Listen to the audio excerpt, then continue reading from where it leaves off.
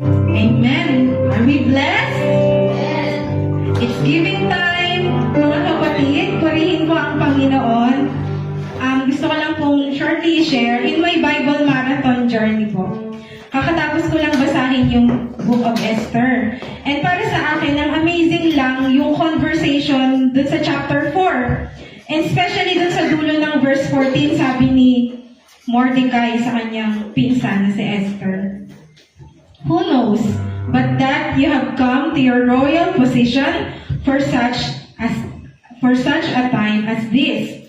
So, quick context, si Esther ay already a queen. She was safe, she was comfortable. But her people, ang mga kapwa niya Hudyo, ay nahaharap sa destruction. Kung pipiliin niya na manatiling tahimik, mape-preserve niya yung kanyang position. Pero, mamimiss niya yung kanyang purpose. Speaking of purpose, na ating natutunan ngayong umaga na ito. So, Mordecai, pinaalalahanan siya ni Mordecai na yung position, Mordecai reminded her that her position was not accidental. It was God-appointed. Gaya ng naituro sa atin ngayong umaga, ang ating buhay is not accident. God has purpose on our life. Amen? Amen. So honestly po, meron kasi akong ibang kinukonsulta kay Lord. And after reading this book, binigyan niya ako ng clarity and encouragement. Tapos kagabi, ko nalaman na ako pala ang naka-assign mag-challenge for today. Usually po kasi kung ano yung last kong binasa, yun yung fresh pa sa isip ko. So, nagtanong ako kay Lord, meron po bang lesson dito about giving? Now, looking back, the Book of Esther, hindi naman siya nagtuturo about tithes and offering, no? Pero nagbigay siya ng something powerful.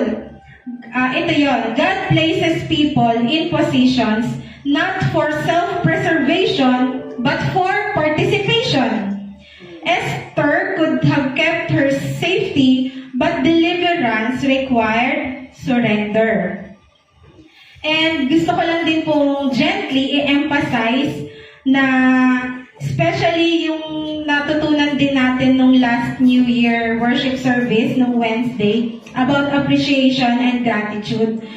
We are never zero kay Lord. Amen po ba? Never, ang anak ng Diyos, never na zero ang nagbiyaya mula sa Kanya. Lagi po tayo may tinatanggap na blessing. Isa nga pong malakas na amen, ang lagi may blessing.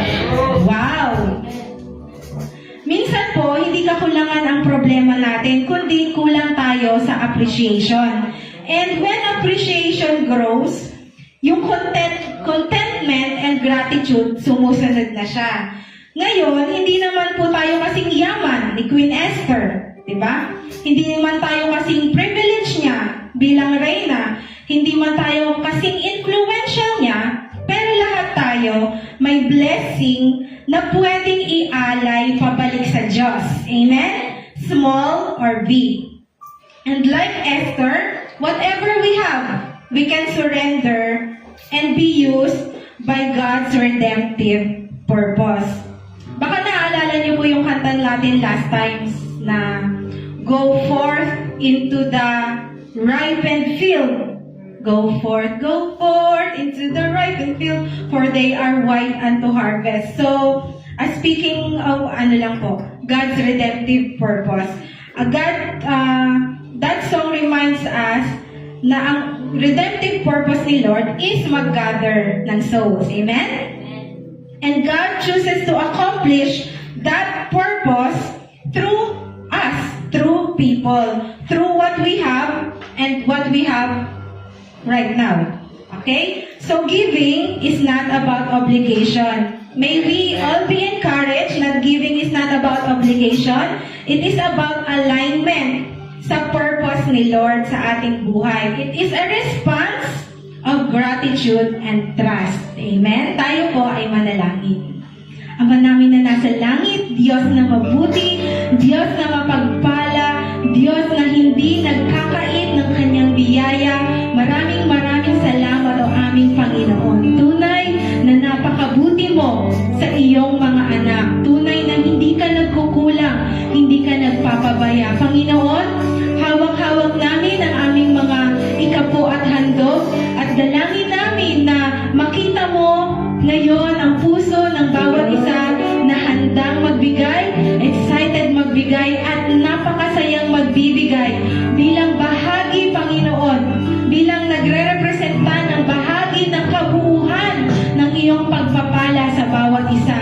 Maraming salamat, O Diyos, at dalangin din namin bukod sa salaping handog, dalangin namin na tulungan mo po kami na ang aming buhay ay maging buhay na handog para sa iyo, aming buhay na hari. Salamat po muli ng marami. Ito ang aming samo at dalangin